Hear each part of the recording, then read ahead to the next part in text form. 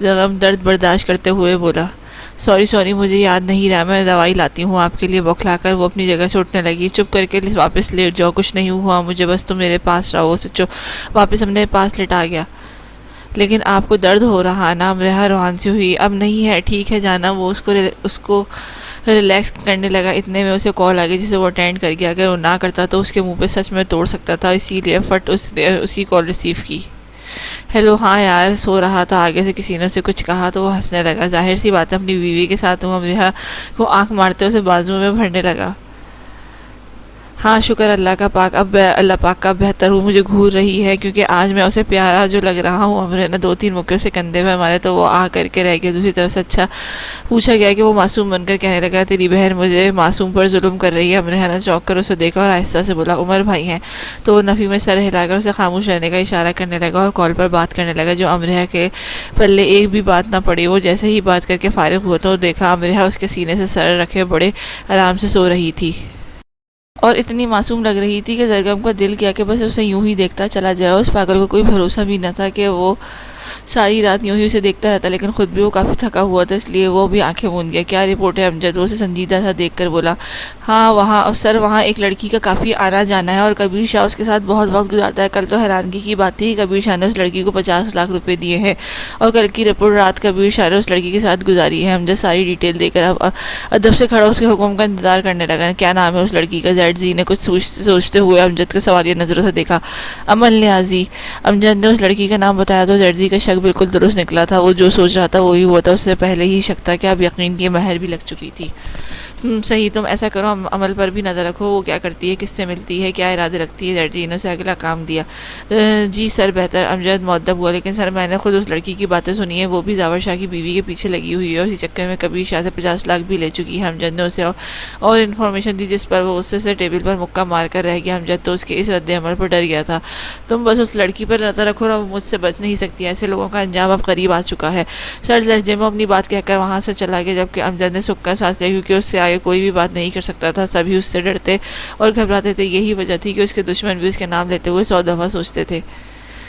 صبح کو وانیہ کی آنکھ جلد ہی کھل گئی تھی۔ آنکھ کھلتے ہی اس کی نظر دروازے پہ پڑی۔ وانیہ نے اسے بالکل دیکھا جو بالکل اس کے نظروں کے سامنے تھا۔ وانیہ کو اسے بے خودی کی عالم میں دیکھتی رہی کہ بھرپور مردانہ وجاہت لیے وہ اس کا شوہر تھا جو بہت ہی خوبصورت اور دلکش تھا۔ رنگت میں وہ گندمی تھا، یوں ہی نہیں لاکھوں لڑکیاں اس کے اوپر مرتی تھی لیکن وہ خود اپنی شہزادی پر مرتا تھا۔ وانیہ کافی دیر سے اسے دیکھتی رہی، پھر دھیرے سے اس کا گال چوم گئی اور وہاں سے جلدی سے ہٹ گئی، احتیاط سے بیڈ سے اتری کہ اس کی نیند نہ خراب ہو جائے۔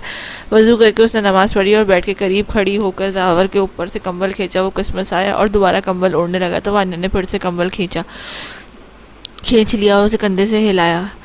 اٹھے نازار، وہ اس کے بال ماتھے سے ہٹا کر بولی، کیا ہے یار؟ وہ مندی مندی آنکھیں کھول کر بولا، نماز پڑھیں اٹھ کر۔ وانیہ نے نماز کا یاد دلایا تو وہ اٹھ بیٹھا اور پھر اسے اپنی جانب کھینچ کر اس کے ہونٹوں پر اپنا لمس چھوڑ کر واش روم چلا گیا۔ جبکہ وانیہ بیڈ پر گری اس کی حرکت پر دانت پیس کر رہ گئی۔ زاور فریش ہو کر نکلا اور ایک نظر دیکھا کہ وہ نماز پڑھنے لگا جو کبرڈ میں گھسی اسی کپڑے نکال رہی تھی۔ زاور نماز پڑھ کر ہٹا اور سیدھا وانیہ کے پیچھے کھڑا ہو گیا اور اس کا رخ اپنی طرف کیا۔ وانیہ نے حیران ہو کر اسے دیکھا جو اب اس پر قرآنی آیات پڑھ کر پھونک رہا تھا۔ وانیہ کھلکھلا کر ہنس پڑی اور اس کے بال بکھرا کر بولی، آپ بھی نہ بس تو اچھا ہے نا، میری بیوی کو نظر نہیں لگے گی۔ زاور نے مسکرا کر کہا اور واپس سے بستر میں گھس گیا۔ اسے بھی پانی پاس آنے کا اشارہ کرنے لگا جس پر وہ اسے گھور کر روم میں سے نکلنے لگی۔ اچھا سنو تو میرے لیے پراٹھا تو بنا لاؤ، زاور نے زور دے کر بولا تو وہ انسنی کر گئی۔ کیا ہوا، ایسے کیوں بیٹھی ہو؟ لاؤنج میں بیٹھی محمل کو دیکھ کر وہ حیران ہوئی۔ یار وانیہ بہت ٹینشن میں ہوں، سمجھ نہیں آ رہا کیا کروں۔ محمل اب رونے والی ہو گئی تھی۔ وانیہ تو اس کی شکل دیکھ کر دنگ رہ گئی، صاف نظر آ رہا تھا کہ وہ روتی رہی ہے۔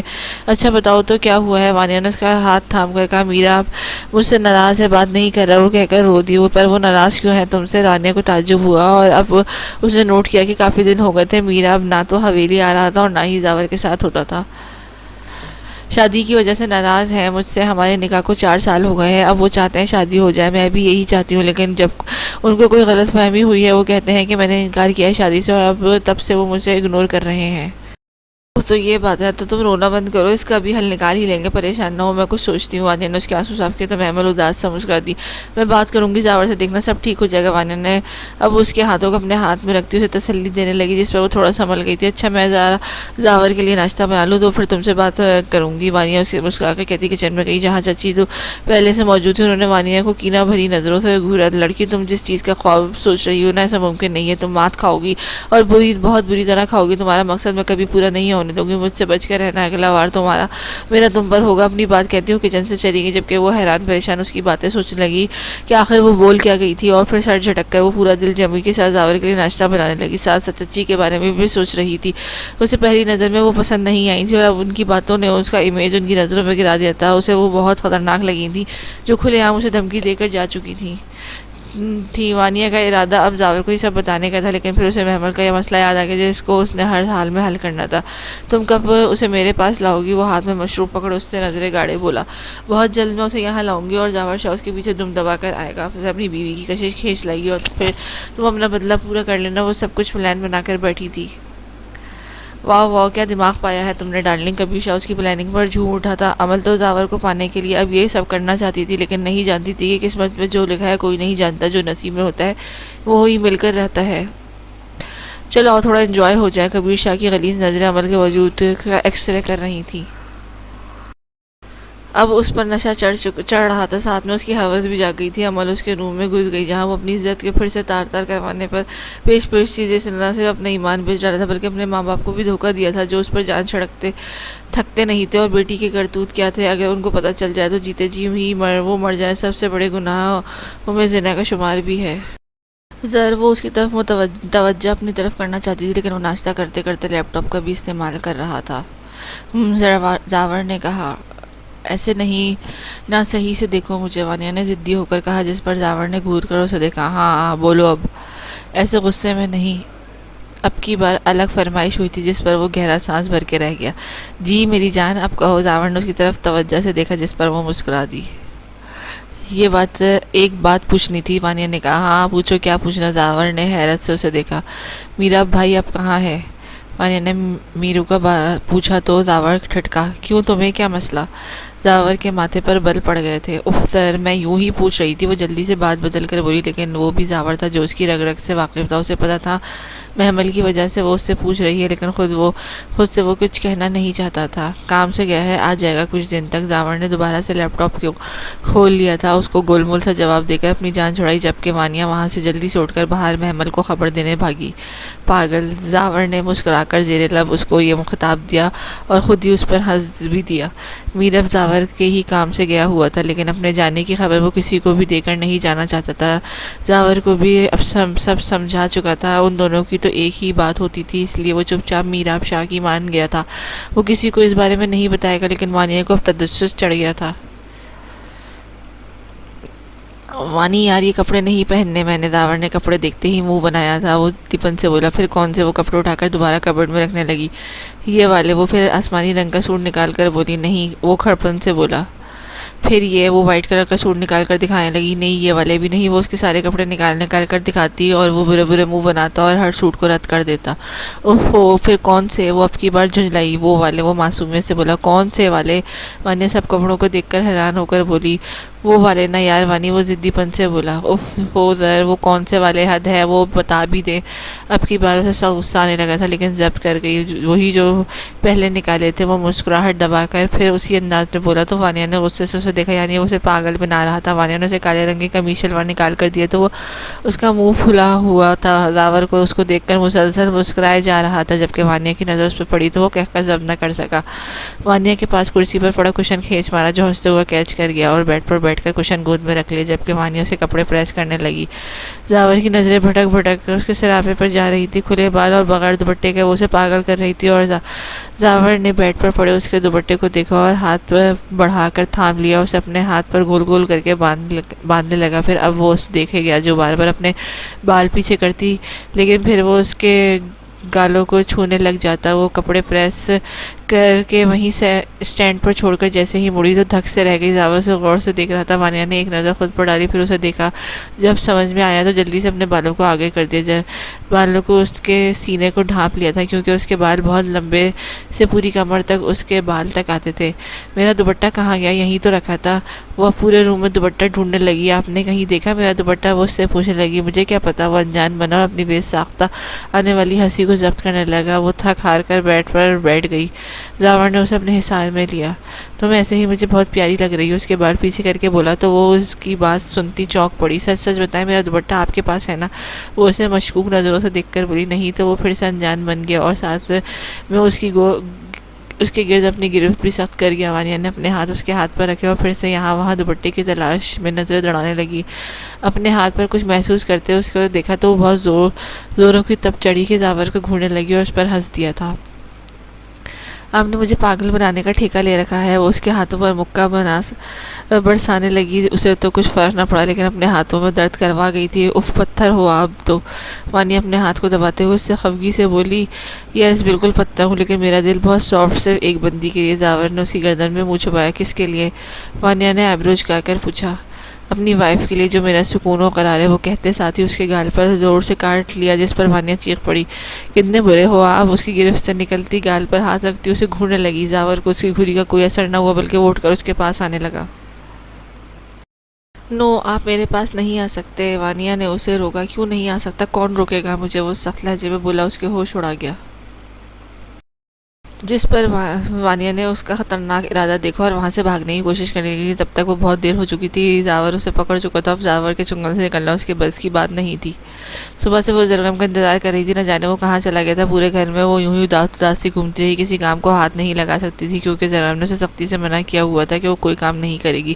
سب کاموں کے لیے اس نے ایک ملازمہ رکھ دی تھی۔ وقار صاحب بھی گھر پر نہیں تھے ورنہ وہ انہی سے باتیں کر لیتی۔ حد سے زیادہ اسے بوریت ہو رہی تھی، کچھ طبیعت سے بیزاری اور گھر میں اکیلا پن اسے بوجھل کر رہا تھا۔ ملازمہ کھانا لے کر آئی لیکن اس کا دل کسی چیز کے لیے نہ تھا۔ کھانا ویسے کہ ویسے ہی پڑا تھا اور پھر ملازمہ اٹھا کر لے گئی۔ رات ہونے کو آئی تھی لیکن زرگم کا کوئی نام و نشان ہی نہ تھا۔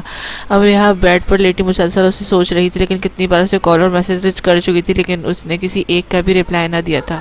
تبھی گاڑی کے ہارن کی آواز آئی۔ زرگم جلدی سے اندر اپنے روم کی طرف بڑھنے ہی لگا تھا کہ ملازمہ نے پکارنے پر رک گیا۔ صاحب جی، بی بی جی نے کھانا نہیں کھایا، صبح سے وہ آپ کا انتظار کر رہی ہیں۔ میں نے بہت بار کچھ نہ کچھ کھلانے کی کوشش کی لیکن انہوں نے ہر بار منع کر دیا۔ ملازمہ نے یہ سب اسے بتانا اپنا فرض سمجھا کیونکہ بعد میں اس کی پکڑ ہوتی۔ اس کو رکھا ہی امریہا کے خیال کے لیے تھا۔ اچھا تم جاؤ آرام کرو، میں دیکھ لوں گا تمہاری بی بی جی کو۔ زرگم نے دانت پیسے جبکہ ملازمہ ہنستی ہوئی وہاں سے چلی گئی۔ کہاں تھے آپ؟ جیسے ہی روم میں انٹر ہوا بیڈ سے اتر کر اس کے پاس آئی۔ یار جانم، کام تھا وہ کر رہا تھا۔ وہ چیئر پر بیٹھ کر اپنے شوز اتارنے لگا۔ کہاں کام تھا؟ وہ پھر سوال کر کے جبکہ وہ سیدھا ہو کر چیئر سے ٹیک لگا کر آنکھیں موند گیا۔ کہاں پر کام تھا؟ وہ اسی طرح اس کے پاس کھڑی سوال کرنے لگی۔ زرگم نے آنکھیں کھول کر ایک نظر اسے دیکھا اور پھر سے آنکھیں بند کر لیں۔ امریہ کچھ دیر اسے دیکھتی رہی جس کے چہرے پر تھکن تھی۔ وہ آرام سے اس کے قدموں میں بیٹھ گئی، اس کے پاؤں سلانے لگی۔ جیسے جیسے اس کے پاؤں کو سلا کر دبا رہی تھی ویسے ہی زرگم کو سکون ملنے لگا تھا۔ نیند کی وادی میں گم ہونے ہی والا تھا کہ اس نے اپنے پاؤں کی گرفت سے آزاد کیا۔ امریہ نے حیران ہو کر اسے دیکھا جو اب جھک کر اسے اٹھنے میں مدد دیتا اسے اپنی گود میں بٹھا گیا تھا۔ تم ذرا یہ بتاؤ کہ کھانا کیوں نہیں کھایا؟ زرگم نے اب بھی آنکھیں بند کیے اس کو پوچھا۔ امریہا اسے غور سے دیکھنے لگی۔ اب اس کی بولتی اس کے سوال پر بند ہو گئی تھی۔ بتاؤ اب، وہ سرد لہجے میں بولا۔ بھوک نہیں تھی مجھے اور آپ بھی نہیں تھے، نہ گھر پر بابا بھی نہیں تھے، تو گھر تو ایسی بھوک سے ایسے لگ ہی نہ سکتی تھی۔ اس کے ماتھے پر سے بال ہٹا کر منہ بنا کر بولی۔ زرگم نے آنکھیں کھول کر اسے دیکھا اور اس کے منطق پر ہنسنے لگا۔ سیریسلی یار تم کیا چیز ہو؟ مسکرا کر بولتا اسے چھیڑ گیا۔ امریہا غصے سے اس کی گود سے اٹھنے لگی لیکن زرگم نے اس کو اپنے حصار سے نکلنے نہ دیا۔ زرگم گہرا سانس بھرتا رہ گیا جس پر امریہا نے اس کی گردن میں اپنی باہیں ڈالی تو وہ اسے سختی سے خود میں بھیج گیا۔ اچھا اب فریش ہو جاؤ، آپ فریش ہو جاؤ، میں آپ کے لیے کافی بنا لاتی ہوں۔ کافی دیر ایسے ہی وہ اس میں گم رہا تو امریہا نے اٹھنا چاہا۔ نہیں جانا، ابھی میرے پاس رہو۔ زرگم نے آنکھیں بند کی، اس کے ہاتھ تھام کر روکا۔ امریہا نے اسے گہری نظروں سے دیکھا۔ اچھا آپ فریش تو ہو لے، میں یہی ہوں، کہیں نہیں جاتی۔ وہ اسی گود سے اتر کر اسے کھینچ کر کھڑا کرنے کی تگودو کرنے لگی۔ زرگم اٹھے نہ، وہ بہت زور لگا کر بولی لیکن وہ اپنی جگہ سے ٹس سے مس نہیں ہوا، صرف اس کی حرکت پر آنکھیں بند کیے مسکراتا رہا۔ اب مجھ سے اور زور نہیں لگ سکتا، کچھ میرا ہی خیال کر لیں۔ جیسے ہی وہ بولی تھی زرگم نے فٹ آنکھیں کھولی اور امرہا کے اوپر سے نیچے تک دیکھا اور جلدی سے کھڑا ہو گیا، اسے ساتھ لگا کے بولا طبیعت کیسی ہے؟ لہجے میں فکر ہی فکر سے مٹائی تھی۔ ابھی یاد آیا آپ کو؟ وہ ایبرو اچکا کر اسے دیکھ کر بولی سوری جانا میں تھک گیا تھا۔ زرگم نے کہا اچھا بس آپ واش روم جا رہے تھے؟ وہ الگ ہوتے ہوئے بولی اچھا میری کافی کہاں ہے؟ وہ مصنوعی غصے سے بولا جا رہی ہوں نا، فریش تو ہو لیں۔ وہ گھبرا کے بولی اوکے میں فریش ہو کر کھانا لاؤں گا، اگر نہیں کھایا نا تو تمہاری خیر نہیں، یاد رکھنا۔ وہ اسے وارن کرتا اٹھ کر باہر جانے لگا جبکہ وہ مسکرا کر کچن چلی گئی۔ زرگم فریش ہو کر باہر نکلا تو امرا کو آوازیں دینے لگ گیا۔ امرا جو اس کے لیے کافی بنا رہی تھی اس کی آواز دینے پر کمرے میں چلی آئی۔ ان میں سے کون سی واسکٹ پہنوں ذرا بتاؤ؟ یہ کہتے ہوئے وہ اس کے قریب آیا تو امرا عجیب نظروں سے دیکھنے لگ گئی کیونکہ اس سے پہلے تو اس نے ایسا کبھی نہیں پوچھا تھا۔ بادامی کلر کی شلوار قمیص تھی جو وہ پہنے ہوئے تھا۔ مجھے کیا پتا جون سی مرضی ہے پہن لے، وہ کندھے اچکا کر بولی لیکن تمہیں کس میں زیادہ پیارا لگتا ہوں؟ کہتے ہوئے ایک لمحے میں اسے اپنی گرفت میں لے گیا تھا جس پر وہ اس کی آنکھوں سے نکلتی ہوئی شرارت کو سمجھ گئی تھی۔ بہانے سے بلایا نا مجھے، کہتے ہوئے اسی گرفت سے نکلنے کی کوشش کرنے لگی لیکن اس کی گرفت سخت تھی اور سخت سے سخت ہونے لگی جس پر وہ نکل نہ پائی۔ مجھے تمہیں بلانے کے لیے کسی بہانے کی ضرورت نہیں ہے مسز زرگم، بس تم یہ بھی پوچھنا چاہ رہا تھا اور یہ بھی کہنا چاہ رہا تھا کہ کہتے ہوئے اس نے اس کی پیشانی پر اپنے لب رکھے تو وہ مسکرا کر رہ گئی۔ اب آپ بابا بننے والے ہیں، بچے کیا سوچیں گے؟ وہ گھبراتے ہوئے بولی یہی سوچیں گے کہ ان کے بابا کو ان کی اتنی خوبصورت ماما پر ہر وقت پیار آ رہا ہوتا ہے۔ وہ اسے پیار سے دیکھتے ہوئے بولا تو اسی گرفت میں مچلنے لگی تو اس نے اپنی گرفت ڈھیلی کر دی جس سے وہ اسے تھوڑا سا دور ہوئی۔ اب بتاؤ کون سی پہنوں؟ دونوں اس کے سامنے رکھتے ہوئے بولا تو کچھ سوچتے اس نے لائٹ گرے کلر کی واسکٹ اس کے سامنے کے لیے پکڑائی جس پر وہ دلکش انداز میں مسکرایا جناب اب اپنے پیارے ہاتھوں سے اب پہنا بھی دو نا مجھے۔ وہ اسے پیار سے دیکھتے ہوئے بولا تو ہمارے آگے بڑھ کر اسے واسکٹ پہنانے لگی اور پھر اس کا تنقیدی جائزہ لیا جس پر وہ نظر لگ جانے کی حد تک پیارا لگ رہا تھا۔ جانا بتاؤ کیسا لگ رہا ہوں؟ مسکراتے ہوئے بولی بہت اچھے لگ رہے ہیں۔ وہ دل سے بولی جب تم مجھے اچھی لگتی ہو تو میں تمہیں پیار کرتا ہوں نا، اور اب میں تمہیں اچھا لگ رہا ہوں تو تم بھی کچھ پیار کرو نا۔ وہ شرارت سے کہتے ہوئے اسے قریب ہوا، اس کا ہاتھ پکڑ لیا۔ آپ بہت خراب ہو آپ، وہ کہتے ہوئے اس سے ہاتھ سے چھڑوا کر کمرے سے باہر نکل گئی جس پر زرگم خان اپنے لبوں پر ہاتھ پھیر کر رہ گیا اور اپنا موبائل اٹھا کر روم سے باہر نکل آیا۔ آپ کی کافی؟ امرہا کچن سے نکل کر اس کے سامنے آئی۔ نو پہلے تم کھانا کھاؤ گی اس کے بعد کافی پیوں گا۔ زرگم اسی کافی کو نظر انداز کرتا خود کچن گیا اور اس کے لیے کھانا گرم کرنے لگا۔ امرہا اس کی پیٹھ کو گھورنے لگی، اتنی محنت سے اس نے کافی تیار کی تھی جس کو زرگم نے دیکھا تک نہ تھا۔ جانا مجھے بتایا تم مجھے گھور رہی ہو؟ زرگم نے وہیں سے اس کی چوری پکڑ گیا تھا۔ پتہ نہیں یہ جین بھوت ہیں کیا، میری ہر بات ان کو پتہ لگ جاتی ہے۔ امرہا گڑبڑا کر رخ موڑ گئی اور اب منہ میں بڑبڑائی چلو آ جاؤ کھانا کھاؤ بعد میں مجھے جن بھوت بولنا۔ زرگم اس کے پیچھے کھڑا مسکرا کر بولا تو وہ کھسیا گئی اور پھر زرگم اپنے سامنے اسے کھانا کھلانے لگا، ساتھ میں امرہا کی بنائی گئی کافی بھی انجوائے کرنے لگا۔ ظفر شاہ اور عمر شاہ آفس سے گھر لوٹے تو ایک سرپرائز ان کا منتظر تھا۔ حشمت شاہ امریکہ سے واپس آ گئے تھے، اب بالکل تندرست تھے۔ اپنی بیٹی کو دیکھ کر تو ان کی آنکھوں میں آنسو ہی آ گئے تھے۔ کافی دیر تک فریہ بیگم کو اپنے سینے سے لگائے روتے رہے۔ یہ منظر وہاں سب کو دیدہ کر گیا تھا۔ حشمت شاہ کو دیکھ کر دونوں بھائیوں کی خوشی کا کوئی ٹھکانہ نہ رہا تھا۔ واپس جانا آپ نے بتایا تو تھا، میں آپ کو بتانا تھا نا، آپ کو میں ایئرپورٹ لینے پہنچ جاتا۔ عمر شاہ باپ کے گلے لگتے ہوئے بولا میرا بیٹا مجھے لینے پہنچ گیا تھا۔ انہوں نے زاور شاہ کو محبت بھری نظروں سے دیکھا۔ جب سے تم پر آنے والی مصیبت کا سنا ہے مجھے آرام کہاں آ رہا تھا۔ وہ شاہزل کا ماتھا چومتے ہوئے بولے پر بابا آپ آئے کس کے ساتھ؟ ظفر شاہ کی فکر مندی سے سوال کیا۔ ارے میرا میرو ہے نا اسی کے ساتھ آیا ہوں، وہی تو تھا میرے پاس۔ حشمت شاہ نے مسکرا کر کہا محمل کا دل میراب کے نام پر بڑے زور کا دھڑکا تھا۔ اتنے میں میراب اس کا سامان لے کر اندر آیا اور سب سے ملنے لگا۔ محمل نے اسے حسرت سے دیکھا اور پھر اپنی نظریں اس پر سے ہٹا لی کیونکہ وہ اسے اگنور کر رہا تھا۔ زیادہ دیر اسے یہ سب برداشت نہیں ہو رہا تھا۔ آنکھوں میں آنسو آنے لگے تھے جن کو وہ بڑی مشکل سے ضبط کر رہی تھی۔ ادھر تو آؤ میرے گھر کی رونق۔ اب وہ وانیہ سے بڑے پیار سے مخاطب ہوئے تھے۔ دور کھڑی وانیہ جلدی سے آگے بڑھی تو انہوں نے وانیہ کے ساتھ ساتھ زاور کو بھی اپنے سینے سے لگا لیا۔ ایسے کرنے سے دونوں کے چہرے آپس میں ٹکرائے تھے۔ زاور کے ہونٹ وانیہ کے چہرے سے ٹچ ہوئے تو اس نے ایک دم اپنا چہرہ آگے کر لیا۔ وانیہ تو ایک لمحے کے لیے سٹ پٹا کر رہ گئی تھی تو جلدی سے وہ ہٹ کر ساجدہ بیگم کے پاس بیٹھ گئی جہاں اس کی شامت آ گئی تھی۔ میری بچی تم کتنی سادہ رہتی ہو، میں تمہیں کتنا سمجھایا تھا لیکن شاید تم پر کسی بات کا اثر نہیں ہوتا۔ ساجدہ بیگم نے وانیہ کے سادہ سے حلیے کو دیکھتے ہوئے تھوڑا سا برہم ہوتے ہوئے بولی واہ پاس بٹھاتے ہی ساس والا کام شروع ہو گیا، بہو کی کلاس شروع ہو گئی۔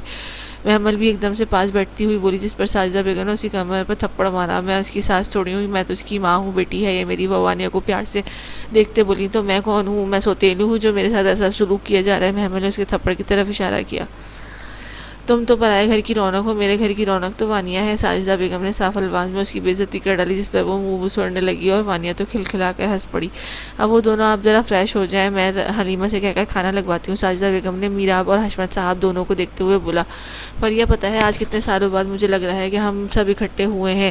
اب لگتا ہے میری حویلی پھر سے آباد ہو گئی، جس کو نہ جانے کس کی نظر لگ گئی تھی۔ وی جان خوش ہوتے ہوئے تھوڑا افسردہ سی بولی تھی۔ کھانا بہت خوشگوار ماحول میں کھایا گیا، کافی دیر تک سب لوگ بیٹھے باتیں کرتے رہے اور پرانی یادیں تازہ کرنے لگے، لیکن ایک فرد وہاں بیٹھا ایسا تھا جس کو اس حویلی کی خوشیاں زہر لگ رہی تھی۔ اس کا بس نہیں چل رہا تھا کہ وہ حویلی کے ساتھ ساتھ اس مکینوں کو بھی آگ لگا دے۔ وانیہ کے ہنستے چہرے پر نظریں تھیں اس کی۔ میں تمہارا چہرے سے ہنسی کھینچ لوں گی، تم نے یہاں آ کر میرے کرائے پر پانی پھیر دیا۔ تمہاری ماں کے ساتھ جو کیا سو کیا، اب تمہارے ساتھ اس سے بھی بدتر ہوگا۔ وہ اپنی حسد والی فطرت سے باز نہیں آئی تھی۔ اب وانیہ کے پیچھے ہاتھ دھو کر پڑ گئی تھی، جو بھول بیٹھی تھی کہ عزت اور ذلت اللہ کے ہاتھ میں ہے۔ وہ جسے چاہے عزت دے اور جسے چاہے ذلت۔ انسان کے بس میں یہ اختیار نہیں کبھی تھا اور نہ ہی کبھی آئے گا۔ زاور کو دبئی بزنس میٹنگ اٹینڈ کرنے جانا تھا، وہ اور میراب دونوں ہی چلے گئے تھے۔ وانیہ نے جب سے اس کے جانے کا سنا تھا وہ بہت ہی اداس ہو گئی تھی، اپنی کیفیت سے وہ بہت پریشان تھی۔ زاور شاہ کے جانے کے بعد تو حویلی بالکل وانیہ کے لیے ویران ہو چکی تھی۔ پوری حویلی میں وہ بوکھلائی پھرتی رہی۔ رات کو اپنا بیڈ روم سے عجیب لگ رہا تھا، زاور کے بغیر اسے کچھ بھی اچھا نہیں لگ رہا تھا۔ رات وہ زاور کے پکس دیکھتی رہی اور دیکھتے دیکھتے نیند میں گم ہو گئی۔ تب اسے بہت ہی بھیانک خواب آیا۔ وانی، میں نے تمہارے بغیر رہ ہی نہیں سکتا تھا، لیکن میں نے تمہارے ساتھ اچھا نہیں کیا۔ اب میں ساری زندگی تمہارے بغیر ہی رہوں گا، یہ تمہاری سزا ہے۔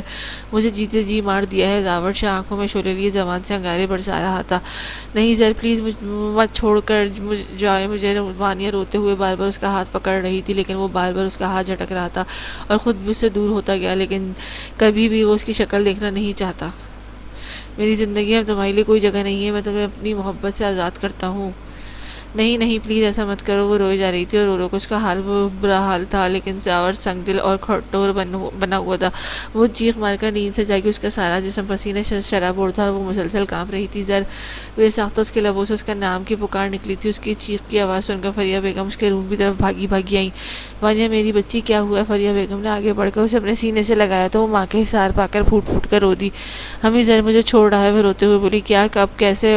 ایسا نہیں ہو سکتا، تم نے ضرور برا خواب دیکھا ہے۔ فریہ بیگم نے اسے تسلی دی۔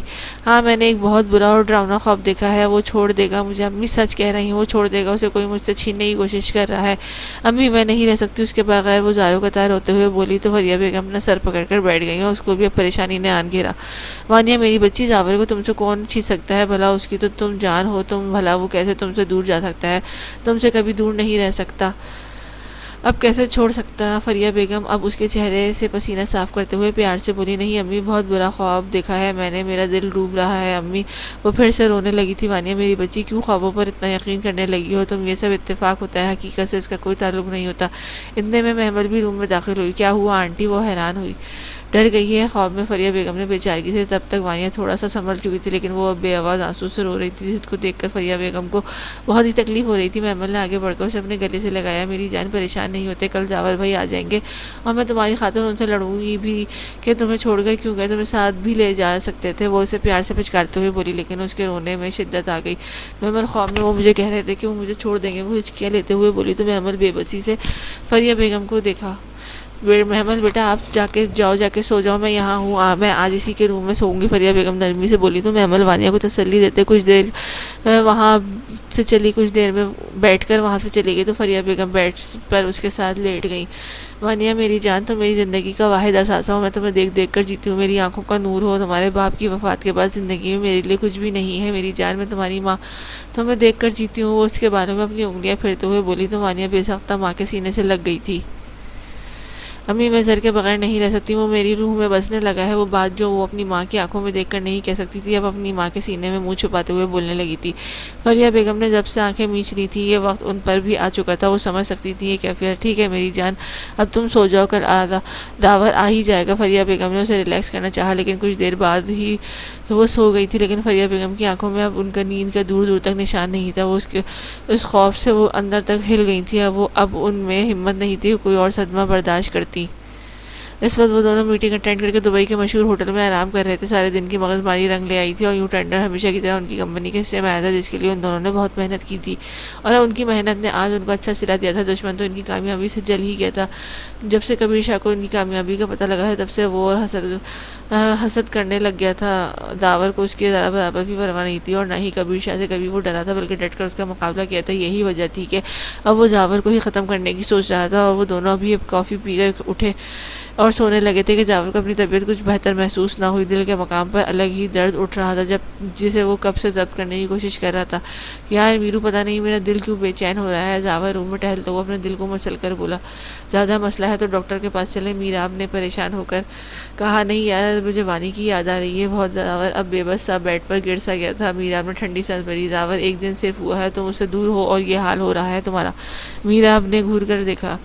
تمہیں عشق جو نہیں ہوا، مجھے عشق ہوگا۔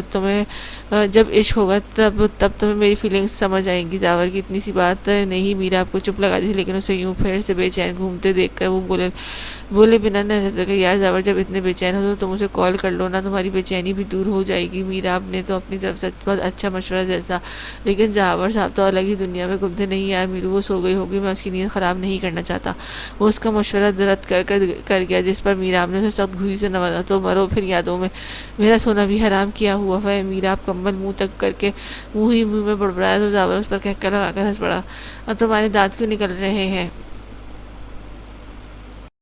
میراب نے دانت کیوں نکل رہے ہیں؟ میراب نے کمبل ہٹا کر اسے خونخوار نظروں سے گھورا۔ کچھ نہیں، کچھ ایسے لوگوں پر ہنسی آ رہی ہے جو انجان اور لاپرواہ بن رہے ہیں، لیکن اندر ہی اندر سے وہ بھی کسی کو یاد کر رہے ہیں۔ جاور شاہ نے اس کی چوری پکڑی تو وہ حیران ہوا۔ تم کیا چیز ہو جاور؟ میراب کو اس پاس بڑا تکیہ اسے کھینچ مارا جو کیچ کرتا ہنس رہا تھا۔ میں بہت مزے کی چیز ہوں، وہ وانی جانتی ہے۔ شرارت سے آنکھ مارتا وہ میراب کو چھیڑاتا جو اسے ہی گھورنے میں مصروف تھا۔ ویسے آپس کی بات ہے، تم اسے اگنور کیوں کر رہے ہو؟ جاور نے بیڈ پر لیٹ کر اس سے پوچھا۔ بس اس نے شادی سے انکار کیا تھا اس لیے۔ میراب نے آج تک اس سے کوئی بات نہیں چھپائی تھی، اب بھی وہ اس سے نہ چھپا سکا تو اصل بات اس کے گوشت گزار کی۔ یعنی اتنی سی بات پر تم نے اس سے بات کرنا چھوڑ دی؟ جاور نے حیرانگی سے اسے دیکھا۔ یہ اتنی سی بات نہیں ہے یار، 4 سال ہو گئے نکاح کو، اسے بھی تو مجھے سمجھنا چاہیے نا۔ میں نے اتنا ساتھ دیا اس کا، کیا اب وہ میرا ساتھ نہیں دے سکتی؟ اسے بولا تھا، منایا بھی تھا کہ صرف شادی ایک بار کر لو، میں سب سنبھال لوں گا، تمہاری خواہش میں کبھی رکاوٹ نہیں بنوں گا۔ لیکن اس نے کیا کیا، ماما کو کہہ کر اپنی بات منوا لی، اور شادی پھر سے 4 مہینے لیٹ ہے۔ آخرکار اس نے جاور کے سامنے اپنے دل کی بات کہہ ہی دی۔ اچھا یہ بات ہے، چل تو ٹینشن نہ لے، میں کچھ کرتا ہوں، تیری شادی اسی مہینے ہوگی، تیرا یار ابھی زندہ ہے، تو فکر نہ کر۔ جاور نے منڈوں میں اس کی پرابلم حل کی تھی، جس پر میراب کھلے دل سے مسکرا دی اور سکا سانس لیا۔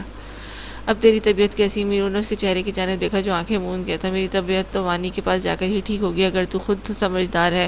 کھلے لفظوں میں پھر اس کی بے باکی کی حد کراس کی تو میرو جل بن کر ہی گیا۔ تو ہے ہی خبیث انسان، مجھے اچھے کی امید تجھ سے ہے ہی نہیں۔ میراب اسے کوستا ہوا سونے لگا، کیونکہ کل دنوں کی صبح پاکستان جانے کی فلائٹ تھی اور دونوں کو ہی جلدی اٹھنا تھا۔ جاور نے مسلسل وانی کے خیالوں میں گم تھا، اسے ہی سوچے کب نیند میں گیا پتہ ہی نہ چلا۔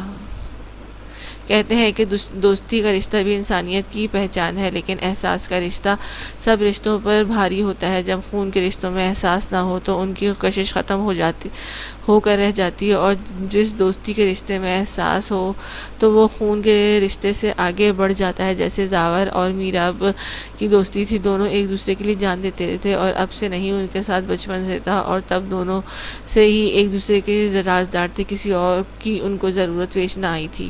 دوپہر کے وقت سب لاؤنج میں جمع تھے اور وانیہ بھی حشمت شاہ کے پاس بیٹھی ہوئی تھی۔ اب کیسی ہے میری شہزادی بیٹی؟ انہوں نے اس کا ماتھا چوم کر پوچھا تو وہ مسکراتی، ٹھیک ہوں نانا جان۔ وہ ان سے ادب سے بولی، کیا ہوا تھا میری بچی؟ بھی جان بھی وہیں آ کر بیٹھ گئی تھی۔ اماں ڈر گئی تھی وانیہ، رات کو جاور بھی پاس نہیں تھا تو اس کو اکیلی تھی تو خواب میں ڈر گئی۔ فریہ بیگم نے بات سنبھالتے ہوئے ان کو بتایا، اور وانیہ کو صبح ہی منع کر چکی تھی کہ اپنا خواب کسی کو بھی نہ بتائے، کیونکہ وہ نہیں چاہتی تھی کہ حاسدین تک یہ بات پہنچے اور معاملہ ہاتھ سے نکل جائے۔ موقع دیکھ کر وہ خود جاور شاہ سے بات کرنے کی ٹھان چکی تھی۔ میری بیٹی ہے بھی اتنی خوبصورت لگ گئی ہوگی کسی منوج کی نظر۔ میں نظر اتارتی ہوں ساجدہ بیگم کو، جب سے اس کی طبیعت کا پتہ چلا تھا تب سے وہ یہی کہے جا رہی تھی کہ میری بہو کو نظر لگ گئی ہے۔ ان کی اس بات پر وہاں بیٹھے سب لوگ ہنسنے لگے، لیکن ان کو تو بس اپنی بہو سے مطلب تھا۔ چچی تو یہ سب دیکھ کر ناک منہ چڑھانے لگی، ان کو وانیہ ایک آنکھ نہیں بھاتی تھی۔ ایسے میں حویلی کے خاتے میں جاور شاہ کی گاڑی آ کر رکی، وہ گرے کلر کی شلوار قمیض پہنے، اوپر ہم رنگ واسکوٹ پہنے گاڑی سے باہر نکلا، ایک دم سے سب اس کی طرف متوجہ ہوئے تھے جو لاؤنج میں بیٹھے وانیہ کی طبیعت کا ذکر کر رہے تھے۔ وانیہ جو رات سے ہی پریشان تھی اسے دیکھتے ایک دم اپنی جگہ سے اٹھی اور بھاگنے کے انداز میں زاور کی طرف بڑھی۔ کیوں چھوڑ کر گئے تھے آپ مجھے؟ میں کیسے رہ سکتی ہوں تمہارے بغیر؟ اب میں تمہارے ساتھ بالکل بھی بات نہیں کروں گی، وہ کہتے ہوئے وہ اس کے گلے لگ کر پھوٹ پھوٹ کر رونے لگی۔ زاور شاہ تو اپنی جگہ سے ششوت کھڑا رہ گیا۔ کیا ہوا ہے وانیہ؟ وہ ہاتھوں سے اس کا چہرہ اوپر اٹھاتے ہوئے بولا تو اپنی جگہ سے ہل کر رہ گئی، کیونکہ وہ ایک ہی رات میں اس کا چہرہ سرسوں کے پھول کی طرح مانند پیلا ہٹ لیے ہوئے تھا۔ وانیہ کو ایک دم سے سب کی نگاہوں کا احساس ہوا تو وہ اسے تھوڑی دور ہٹی تھی۔ سب ان دونوں کو مسکراتی آنکھوں سے دیکھ رہے تھے۔ وانیہ اپنی حرکت پر شرمندہ سی ہو گئی، لیکن زاور نے دوبارہ اسے اپنی بازوؤں کے حصار میں لے لیا۔ وہ اس کی حالت دیکھ کر کافی پریشان ہو گیا تھا۔ چلو روم میں چل کر بات کرتے ہیں، کہتے ہوئے اسے روم میں لے جانے لگا تو چچی بیگم یکدم زبان کو کھجلی ہوئی تب کر بولی، ابھی زاور کو سانس تو لینے دو، پھر ہماری شکایتیں لگاتی رہنا، وہ تو پہلے سے ہی تمہارا دیوانہ ہے، اب اور کیا کرو گی؟ اسے غصے سے دیکھتے ہوئے بولی، دل میں کہیں ان کو ڈر تھا کہ اس کی شکایت نہ لگاتے زاور کو۔ کیا ہوا ہے ایسا کچھ چچی جو مجھ سے شکایت کرے گی؟ اس نے کبھی مجھے کسی سے بھی وزن کرنے کی کوشش نہیں کی، یہ کام آپ خود ہی سر انجام دے رہی ہیں۔ ان کی طرف دیکھ کر غصے سے بولا، تم چپ نہیں رہ سکتی، بیچ میں بولنا لازمی تھا۔ عمر شاہ نے اپنی بیوی کو جھڑکا جس پر وہ منہ بنانے لگی۔ تم لوگ جاؤ بیٹا آرام کرو۔ حشمت شاہ نے ماحول گرم ہوتا دیکھ کر ان دونوں کو وہاں سے ہٹایا۔ باقی سب بھی چچی کی بات پر افسوس ہی کرنے لگے۔ چلو وانی روم میں، وہ کہتے ہوئے آگے بڑھا۔ روم میں انٹر ہوتے ساتھ ہی اس نے اپنے ویسٹ کوٹ اتار کر صوفے پر رکھا اور اپنی گھڑی بھی اتار کر سائڈ پر رکھی۔ اب بتاؤ مجھے کیا ہوا ہے؟ وہ اس کا ہاتھ اپنی گرفت میں پکڑے ہوئے بولا، ذرا میں نے رات کو ایک بہت برا خواب دیکھا تھا جس میں آپ مجھے چھوڑ کر کہیں جا رہے تھے۔ یہ کہتے ہوئے اس کے ہاتھ پر اپنا سر رکھ کر رونے لگی۔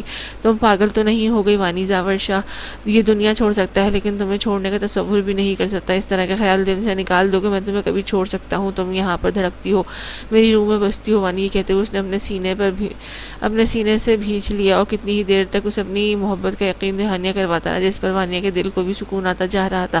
زاور کی شدت بھری محبت کی وہ عادی ہوتی جا رہی تھی۔ زاور نے اس کے لبوں پر اپنے لب رکھے اور اپنی پیاس بجھانے لگا۔ کافی دیر گزر جانے پر وانیہ کی جنونیت پر کسمسائی، تب جا کر زاور نے اسے رہائی دی، جس پر وہ اپنی سانس کو نارمل کرنے لگی۔ زاور کی نگاہ پھر سے بھٹک کر اس کے ہونٹوں پر جا رہی تھی، لیکن وانیہ کی حالت پہلے حملے سے ہی ادموئی ہو گئی تھی۔ تبھی وہ بات کو ہی بدل گیا۔ اف یار بڑی سخت بھوک لگی ہے مجھے، جلدی سے اپنے لیے بھی اور میرے لیے بھی کھانا لے کر آؤ فٹافٹ۔ مجھے لگتا ہے کل سے تم نے کچھ بھی نہیں کھایا، اپنی رنگ دیکھا ہے، ایک رات میں ہی میرے بغیر مرجھا گئی ہو، اتنی محبت کرتی ہو مجھ سے۔ وہ اب اس کی آنکھوں کو چومتے ہوئے اسے گہری نظروں سے دیکھتے ہوئے بولا تو وہ ایک دم سے شرما کر نگاہیں چرا گئی۔ میں کھانا لے کر آتی ہوں، مجھے بھی بڑی بھوک لگ رہی ہے، اس کی نظروں سے گھبرا کر کہہ کر وہ اپنے آپ اس کی گرفت سے چھڑوا کر کچن کی طرف چلی گئی اور سوچنے لگی کہ اس ایک انسان سے ہی اب اس کی زندگی میں ساری کی ساری بہاریں ہیں، اور وہ گیا تھا تو اسے یوں لگ رہا تھا کہ سارا کچھ ہی ویران ہو کر رہ گیا ہے، اور اب جب وہ واپس آیا ہے تو اسے لگا کہ جیسے ہر طرف باہر آ گئی ہو، زندگی لوٹ آئی ہو۔ جبکہ روم میں زاور بھی کچھ ایسا ہی سوچ رہا تھا، اسے اپنی کل کی طبیعت یاد آ گئی، یعنی وانیہ کی بھی طبیعت کچھ ایسی ہی تھی۔ وہ اس بات پر اس کے ہونٹوں پر بہت گہری مسکراہٹ آن ٹھہری تھی۔ یار جناب ہمارا بیبی کیسا ہوگا؟ زرغم امریہ سے پوچھنے لگا، جس کی آنکھوں میں اب نیند سے بے حال ہو رہی تھی۔ کافی دیر سے اس بات پر بحث ہو رہی تھی کہ جس پر امریہ نے ضد لگائی ہوئی تھی کہ وہ دوائی نہیں کھائے گی کیونکہ وہ کڑوی ہوتی ہے، لیکن زرغم نے اس کی ایک نہ چلنے دی اور بہت ہی ہوشیاری کے ساتھ زرغم نے اسے باتوں میں لگا کر ساری کی ساری میڈیسن کھلا دی تھی، جس پر وہ ناک منہ چڑھاتی تھی اور کھانا سے ہی منع کر دیتی تھی۔ اسے میڈیسن دینا مشکل کام تھا، جو زرغم بڑی آسانی سے سر انجام دے دیتا تھا۔ خان مجھے نیند آ رہی ہے، وہ کہتے ہوئے اس نے آنکھیں بند کر لی اور اس کے کندھے پر سر رکھ دیا جس پہ وہ بہت ہی تھک گئی ہو۔ میرے بالوں میں انگلیاں چلائیں نا۔ وہ اب اس کا ہاتھ اپنے بالوں پر رکھتے ہوئے بولی تو زرغم مسکرا دیا۔ یہ عادت اس نے اس کو ڈالی تھی، اور اب ایسا تھا کہ جب وہ انگلیاں اس کے بالوں میں نہ پھیڑ لیتا تو اسے نیند بالکل بھی نہیں آتی تھی۔ لیکن میرا سونے کا کوئی موڈ نہیں ہے جانا، وہ اس کے چہرہ اوپر اٹھاتے ہوئے بولا تو اس کے سینے میں مکہ مارنے لگ گئی۔ خان سچی مجھے بہت سخت نیند آ رہی ہے، وہ کہا ہے وہ جو کہا ہے وہ کہہ رہے ہیں۔ وہ اب روب سے بولی تھی، جب سے وہ پریگننٹ ہوئی تھی زرغم پر تھوڑا بہت حکم چلا لیا کرتی تھی، وہ بھی بہت خوشی خوشی اس کی مان جایا کرتا تھا۔ اچھی دوست ہے بھائی، اگر شریف شوہر مل گیا ہے تو بیوی کو ایسے نہیں کرنا چاہیے۔ وہ اب اس نے اس کے بالوں میں انگلیاں چلاتے ہوئے کہا، خان آپ شریف ہو، آپ بے شرم ہیں حد سے زیادہ۔ یہ کہہ کر وہ پھر سے اس کے سینے میں ہاتھ مارنے لگی گئی، جس پر زرغم نے اسے گھورا۔ جانن تم مارنے کے لیے کتنی تیز ہو، تمہارے ہاتھ بہت چل رہے ہیں، زرگم نے اپنی مسکراہٹ دباتے ہوئے کہا تو ہمرا نے سختی سے اپنی ٹانگ اٹھا کر اس کی ٹانگ پر دے ماری۔ اب مجھے آپ کی آواز بالکل بھی نہ آیا کہتے ہوئے اس نے اپنی آنکھیں دوبارہ سے بند کر لی اور سونے لگی۔ اسے نیند ہی اتنی زیادہ آ رہی تھی، چاہتے ہوئے بھی وہ جاگ نہیں سکتی تھی۔ پریگنینسی کے دوران اب اس کا نیند کا نشہ چڑھ چکا تھا، جس پر زرگم کو تب چڑھ جاتی تھی وہ بھی اب بھی وہی ہوا۔ لو جی، نیند کی دیوانی سو چکی ہے، اسے پتا ہے نا کہ میں اس سے کتنی محبت کرتا ہوں، اس لیے روب دکھا رہی ہے۔ چلو کوئی بات نہیں، سو جاؤ تو میرا دن بھی آئے گا اور گن گن کر بدلے لوں گا۔ زرگم اس کے بالوں پر اپنا لب رکھتے ہوئے بولا تو اس نے ایک آنکھ کھول کر کنکھیوں سے زرگم کو دیکھا، وہ بھی سونے کی کوشش کر رہا تھا۔ اس نے اپنی مسکراہٹ دباتے ہی اس کے سینے میں مونچھ والی یعنی اس کو تنگ کرنا رنگ لے آیا تھا، لیکن وہ یہ نہیں جانتی تھی کہ اس کی ہر بات نوٹ کرتا تھا۔ تو کیا یہ بھی نوٹ کیا تھا ہوگا؟ زرگم کو پتہ چل گیا تھا کہ وہ جاگ رہی ہے، لیکن وہ اسے مزید تنگ کرنے کا ارادہ ترک کرتے ہوئے سونے کی کوشش کرنے لگا۔ امرا تو کب کی اس کے سینے سے لگی نیند کی وادی میں گم تھی، یہ بھی اسے یوں اپنے ساتھ دیکھ کر تھوڑی دیر بعد سو گیا۔ آج زاور شاہ اور میراب شاہ دونوں اکٹھے ہی حویلی پہنچے تھے۔ میراب تو گھر کے لاؤنج کی خوبصورتی سے سجا ہوا دیکھ کر خوشگوار حیرت میں مبتلا ہو گیا۔ السلام علیکم بی جان، کیسی ہیں آپ؟ وہ بی جان کے ساتھ پیشانی کا بوسہ لیتے ہوئے بولا۔ دل ہی دل میں اداس ہوا کیونکہ اسے محمل کہیں دکھائی نہ دی۔ وعلیکم السلام، ٹھیک ہوں میرے بچے، تم کیسے ہو؟ کہاں غائب ہوتے ہو؟ بی جان نے کی یاد نہیں ستاتی کیا؟ وہ بھی اس سے پیار کرتے ہوئے بولا۔ بی جان میں بھی ٹھیک ہوں، بس کام کی وجہ سے مصروف رہتا ہوں، اس لیے معذرت۔ یہ بتائیں کہ لاؤنج تو کافی خوبصورتی سے سجایا گیا ہے، کہتے ہوئے وہ اپنی بی جان کے پاس ہی بیٹھ گیا۔ تمہاری بیگم کا کمال ہے۔ تم یہ بتاؤ زاور بھی تمہارے ساتھ آیا تھا نا؟ کدھر ہے وہ؟ اسے بتا کر اب زاور شاہ کا پوچھنے لگ گئی۔ میرے ساتھ ہی آئے ہیں موصوف، شاید فریش ہونے کے لیے اپنے روم گیا ہے، کہتے ہوئے بی جان کی گود میں سر رکھ کر لیٹ گیا۔ آج تو بہت پیار آ رہا ہے میرے بیٹے کو، اپنی بی جان پر خیر تو ہے؟ اس کے بالوں میں انگلیاں پھیرتے ہوئے بولی۔ پیار تو ہمیشہ ہی آتا ہے اپنی بی جان پر، آپ کے دم سے رونق رہتی ہے حویلی میں۔ میرا تو پہلی گرل فرینڈ ہی آپ۔ وہ بی جان کا ہاتھ پکڑ کر اپنے لبوں سے لگاتے ہوئے اس کو آنکھ مار کر بولا۔ چل ہٹ، اپنی نانی سے ایسی باتیں کرتا ہے۔ بی جان نے اسے کندھے پر ایک تھپکی دی جس پر وہ ہنسنے لگا۔ یار بی جان، آپ ہی تو میری پہلی گرل فرینڈ ہو۔ وہ بجٹ تھا جس پر بی جان نے اسے گھورا۔ ہائے ہائے، جب آپ ایسے دیکھتی ہیں تو میرا دل میں بجلیاں گراتی ہیں۔ وہ اب بھی ان کو چھڑنے سے باز نہیں آیا تھا، جس پر بی جان نے اسے 2 تھپڑ لگائے۔ بہت بدمعاش ہو گئے ہو، تمہارا کوئی نہ کوئی بندوبست کرنا پڑے گا۔ بی جان نے مسکرا کر اسے دیکھا جس کی آنکھیں چمکنے لگی تھیں۔ آپ کا احسان ہوگا، مجھ بیچارے معصوم سے بچے کی کوئی سوچے گا۔ مسخرے پن کی انتہا تھی۔ ویسے ہماری بیگم صاحبہ کدھر غائب ہے؟ وہ ادھر ادھر دیکھتے ہوئے بی جان سے رازداری سے بولا، لیکن محمل کہیں بھی نہ تھی۔ اس کی بیگم صاحبہ کہنے پر بی جان مسکرانے لگ گئی۔ کافی دیر ہو گئی ہے، یہاں پر ہی کام میں لگی ہوئی تھی، وادیہ کے ساتھ تھوڑی دیر پہلے ہی شاید اپنے کمرے میں گئی ہے۔ وہ مسکراتے ہوئے بولی۔ اتنے میں زاور شاہ فریش ہو کر ادھر آیا۔ بی جان نے دل ہی دل میں اپنے پوتے اور نواسے کو دیکھتے ہوئے ماشاءاللہ کہہ ڈالا۔ زاور شاہ اس وقت بلیک کلر کی شلوار قمیض میں اچھا لگ رہا تھا، جبکہ میراب نے سفید کلر پہنا ہوا تھا۔ دونوں ہی مردانہ وجاہت کا منہ بولتا ثبوت ہے۔ دونوں آپس میں بہت زیادہ نہیں تو تھوڑی بہت مشابہت رکھتے تھے، لیکن قد کاٹ ان دونوں کا ایک جیسا تھا۔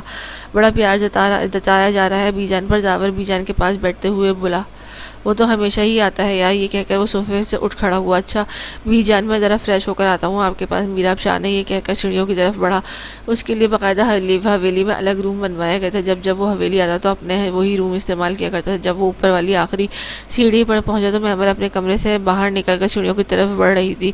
گرین کلر کی خوبصورت کام والی شرٹ اور نیچے چوڑی دار پاجامہ پہنے گھریلو حلیے میں تھی۔ اس لمحے کے لیے وہ میراب شاہ کا دل دھڑکا گئی۔ گلابی ہونٹ کچھ اور ہی جھب دکھلا رہے تھے۔ میراب شاہ نے گہری نگاہ سے اس کا سر تا پیر جائزہ لیا تو محمل ایک لمحے کے لیے نگاہ چرا کر رہ گئی۔